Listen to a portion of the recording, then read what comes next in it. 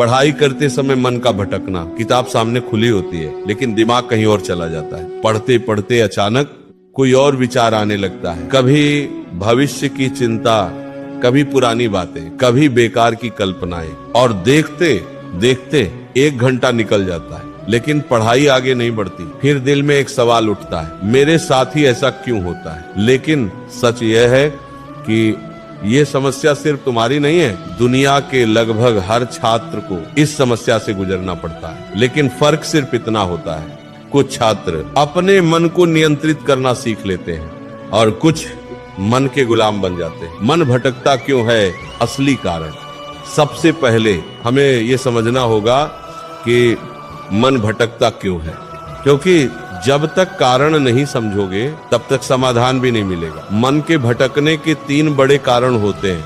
पहला कारण लक्ष्य का स्पष्ट न होना। जब इंसान को यही नहीं पता होता कि वो क्यों पढ़ रहा है तो उसका मन पढ़ाई में टिक नहीं सकता। सोचो, अगर कोई तुमसे कहे कि दिन भर एक जगह बैठो लेकिन ये ना बताए कि क्यों बैठना है, तो क्या तुम बैठ पाओगे? नहीं, क्योंकि जब उद्देश्य नहीं होता तो मन स्थिर नहीं रह सकता। इसी तरह अगर छात्र को ये स्पष्ट नहीं है कि वो पढ़ाई क्यों कर रहा है तो मन बार बार भटकेगा। इसीलिए सबसे पहला काम है अपने लक्ष्य को स्पष्ट करना। तुम्हें खुद से पूछना होगा, मैं क्या बनना चाहता हूँ?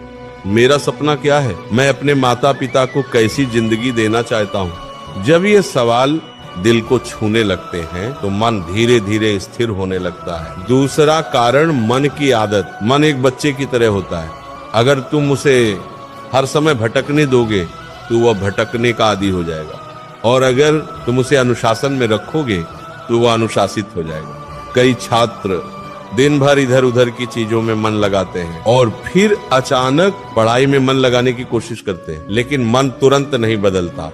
मन को भी समय और अभ्यास चाहिए। इसीलिए अगर तुम चाहते हो कि मन पढ़ाई में टिके तो तुम्हें धीरे धीरे मन को प्रशिक्षित करना होगा। तीसरा कारण कठिनाई से डर।